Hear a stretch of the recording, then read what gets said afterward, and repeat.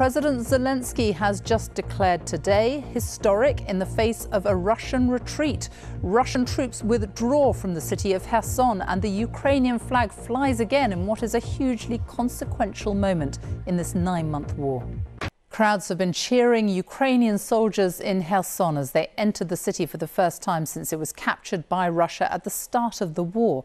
President Zelensky has called it a historic day. The retreat has been fast. Russia says it has pulled out 30,000 soldiers from the city. It's one of the biggest setbacks since President Putin launched the invasion of Ukraine in February. The Russian troops have retreated to new positions on the east bank of the Dnipro River, and many of them escaped across the Antonovsky Bridge, the main road heading east, before a section of it was blown up, apparently by the Russians, to protect their retreating forces. Our international editor, Jeremy Bowen, is in Ukraine, and he has been looking through the pictures coming out of the city today as the Russians abandoned it.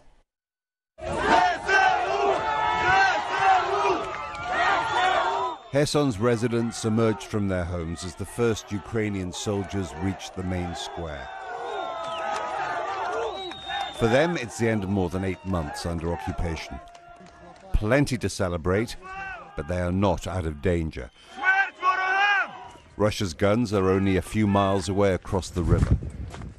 As they left, Russian engineers blew a section of the Antonovsky Bridge over the Dnipro. At dawn, long lines of Russian troops seemed to be using a temporary crossing under the main damaged structure.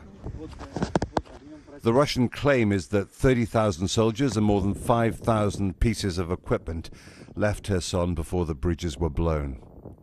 Ukrainians believe this is a major turning point in the war, that their forces have taken a big step towards victory. Well, Jeremy joins us now. He's in Odessa in southern Ukraine. President Zelensky saying tonight it's a historic day. Just give us the context about how significant this moment is. Historic for the Ukrainians because they believe, as I said there, that they have taken a giant step towards an eventual victory. Zelensky's own assistants and spokespeople have also been saying that they will not rest until they get Russians out of all of the country, including the Crimean Peninsula, which Russia seized in 2014. So from their perspective, that's why it's important. For the Russians, they are arguing that they executed a successful fighting retreat, bringing out their forces and their gear to fight another day. So very different attitudes to what happened, certainly. And there are some Ukrainian forces already in the city, but how long before we see large numbers reach Kherson?